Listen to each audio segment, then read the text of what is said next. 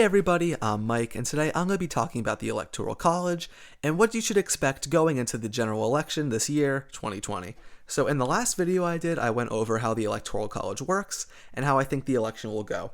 I made that video about a week ago, and I'm not really going to be changing too many of my predictions, but I will be doing that later in the video. But for now, I'm going to be mainly going over what to expect on the night of and what states you should mainly be looking out for. If you want to know why I exactly made certain states go the way that they do on this map, you could check out the last video that I made. So one thing I do want to mention before I get started is why this isn't 2016, because a lot of people are really comparing this year to 2016 when there really aren't that many similarities besides the fact that Trump is running.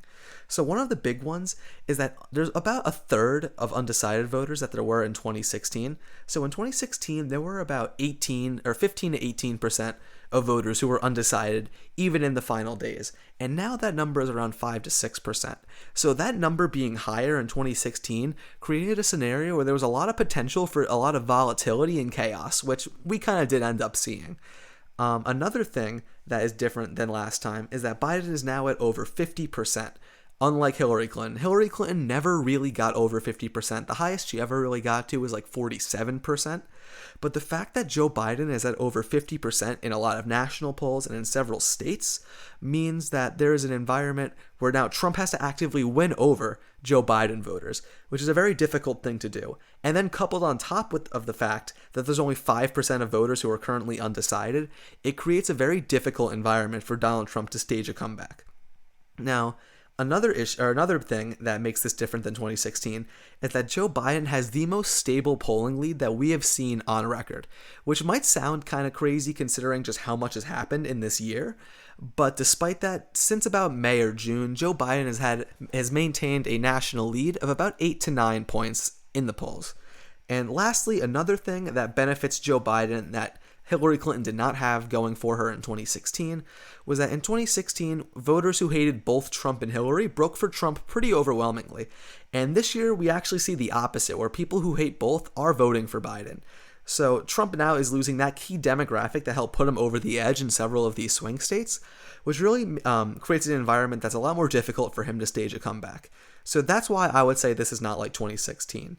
Now, the next topic I want to move on to regarding election night is the fact that there is a phenomenon that will most likely occur called the red mirage. So how this works is because Donald Trump has delegitimized or threatened and attacked mail-in voting as a concept, a lot of his supporters don't trust mail-in voting now and now will be voting in person, while Joe Biden voters are mainly voting by mail because they're paranoid about the coronavirus pandemic. So this will create a situation where, because in-person votes get counted before mail-in person votes generally, it could look like in a lot of these key states that Trump is actually up by a lot, when in reality, the mail-in votes could completely flip the script. So this is a phenomenon you should look out for. If you are someone who supports Biden or supports Trump really and see that he has these massive leads in states like Pennsylvania and Wisconsin where they can't start counting mail-in votes until the polls close, don't really make anything of that yet. The one thing I will tell you to do is be prepared for this to take a few days. Trump is saying that he wants the results on the night of, but that literally just never happens. Regardless of the election, it takes days to have all the votes counted, and in an environment where there's millions and millions of more mail-in ballots, that definitely seems like that's a likely outcome. Now, the next thing I do want to talk about are changes to my original map that I see on the screen here. Now, even though I only made that video a week ago and nothing has really changed since then, I am going to be flipping 2 states. The first of which is going to be the state of Georgia, which I am flipping from Donald Trump to Joe Biden. Now, I'm still putting it in the tilt category, which means it really could go either way. But just based off what I have seen recently, I really do believe that Joe Biden does have the edge in Georgia. Out of the last 9 polls that have come out here, Joe Biden has been up in 7 of them, while Trump has only been up in 2. And several of these pollsters, including the pollster from Monmouth University, are really high quality and show Joe Biden winning by around 5 points, which is a lot higher than it was in the months leading up to this, which is why I feel comfortable flipping Georgia from Donald Trump to Joe Biden. Now, the next state I'm going to flip is a bit of a hot take, but I'm doing it just because even though not a lot of people are saying it, I think some of the numbers I've seen have really convinced me to believe that Joe Biden has a very slight edge in the state of Texas. Now, I know a lot of people in this country really associate the heart of conservatism with Texas. Texas is real, is the Republican version of California, if you will. However, despite that, I really think that Joe Biden does have the edge here. Now, I don't think he's definitely going to win the state of Texas. I still think it's around 50-50, but I still would give the edge to Joe Biden for a few reasons. For one, the turnout in Texas this year is absolutely insane. In just mail-in ballots alone, they have already passed the total number of votes cast in 2016. And a large part of this comes from two reasons. One, the youth and people from 18 to 29 who are more likely to vote for Democrats like Joe Biden, that has surged dramatically. And also turnout in cities like Austin and Houston, which are also liberal strongholds, have surged in turnout as well. So based on those two indicators, and also just the fact that the state has been trending blue pretty quickly, in 2016 Hillary lost here by about 9, and then in 2018 Beto O'Rourke lost his Senate race by only 2 or 3 points. I really do think it's possible that if Joe Biden were to able to outperform his polls by just or his numbers by about 1 or 2 percentage points nationwide, I could really see Texas going to him. Now, again, I really want to emphasize, I am not saying that Joe Biden will absolutely 100% definitely win the state of Texas, but I do think that it is definitely possible.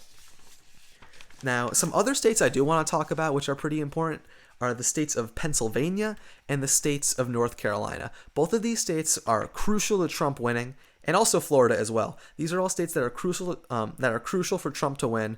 But despite that, most of the high-quality pollsters that we see have Joe Biden leading here from a range of about 3 to 5 points.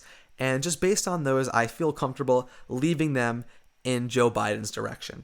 Now, I do want to show you a map of what it would look like if Donald Trump were to win, which I will pull up right here. So as you can see, he would need to keep Georgia, Ohio, Iowa, and Texas, and also Maine's 2nd District. And on top of that, he would also need to flip Arizona, Pennsylvania, North Carolina, and Florida. Now, these are all states that he did win in 2016, but the polls have really shown that they have pulled away from him in recent months. So the reason why that this map is so difficult for Trump to pull off is because it basically means that he will have to win not every single, but most of the swing states that are in this 2020 cycle.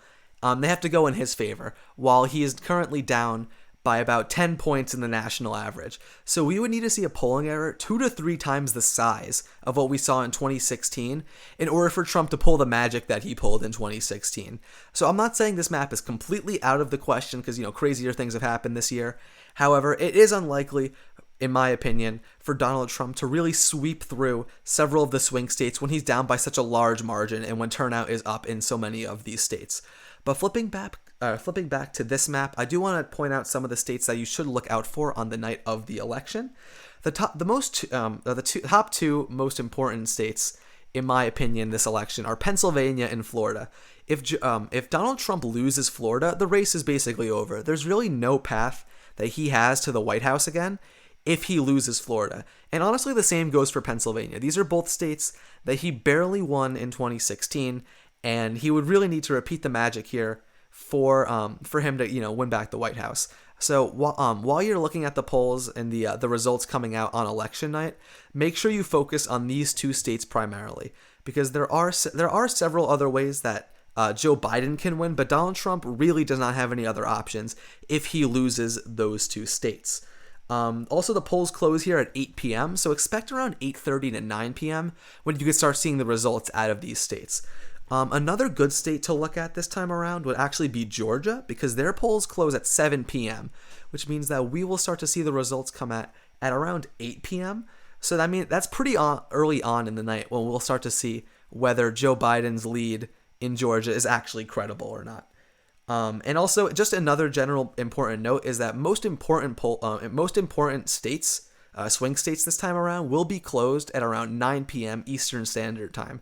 So if you really want to choose a time to tune in, around 9 to 9:30 would be the best time to really start paying attention to things. And I just want to close this video by saying that I understand that this election has a lot of people really nervous, and I would just like everyone to take a deep breath. We've been leading up to this moment for the last 4 years. This is going to be probably one of the most important elections of our lives. But despite that, we should all just take a deep breath, take it easy, and just hope that our preferred candidate wins. So with that, I would like to wish everyone a nice day or night, depending on when you're watching, and I will see you guys in the next video.